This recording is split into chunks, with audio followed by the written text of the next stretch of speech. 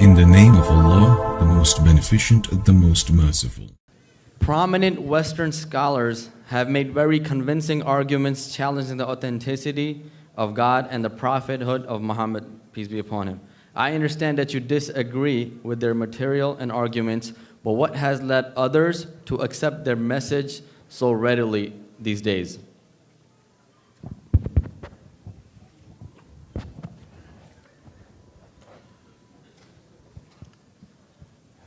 Bismillah, alhamdulillah, salatu wassalamu ala rasulillah, wa alihi wa sahbihi wa man wala.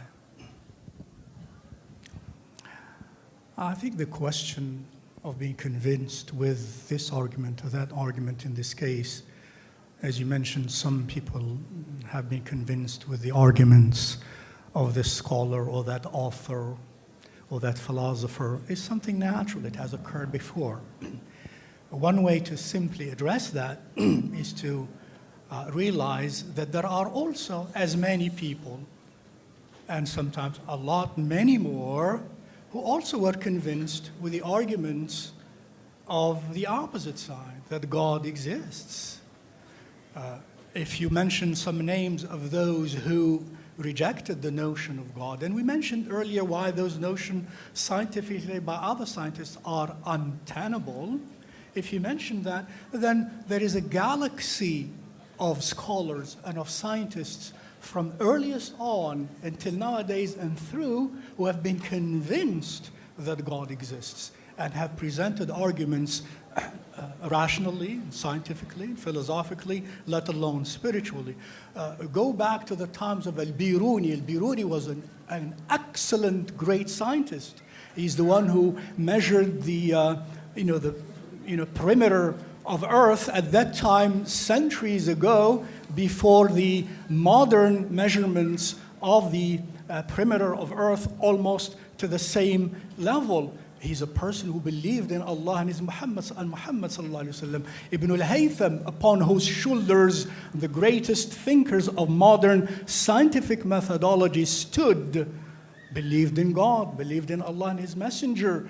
And go on, the great Ibn Rushd, Averroes, who is considered the most influential Islamic figure on Western rational thinking. He's a person who believed in Allah subhanahu wa ta'ala and his messenger, and so on. Go to Einstein. He's a man who believed in God and presented his arguments, and you can go on the galaxy of scholars. So the fact that someone named a scientist believed, and we mentioned earlier, reasons are really not, as some scientists have said, are not really scientific or rational. They are more psychological. Wallahu ta'ala alam. Okay, the next question is for Sheikh Nouman Ali Khan. Says, Muhammad, peace be upon him, lived 1400 years ago and could not even read or write. Yet Muslims hold his authority above that of world-renowned contemporary scientists and scholars. Where is the logic here? Okay, so there's a lot of flaws in that question because you're comparing a messenger of God to a scientist. A scientist isn't asking people to be followed or to take his claims as the words of God, or nor is he asking you to reform your life in an ethical or spiritual way, etc. So what a scientist is simply doing is researching the universe. And the assumption that following the Prophet somehow contradicts following modern scientific research is absurd. I mean, they're not mutually exclusive. I think this problem occurs in many other faith traditions where science was seen as a threat. And the assumption is made that all religions must be this way, all religions must discourage scientific inquiry. But actually, Islamic history, as was already indicated just now, thank you, Sheikh, it has been one of very in-depth scientific inquiry and even pioneering in the field of scientific inquiry. Now, as for the Prophet being 1400 years ago and not having the kind of scientific knowledge and access that we have today, when it comes to matters of guidance, right and wrong, justice and injustice, scientific revolutions will not change that. Doesn't matter what kind of technology you hold, what is fair is still fair, and what's unfair is still unfair. Truth is still truth, and falsehood is still falsehood.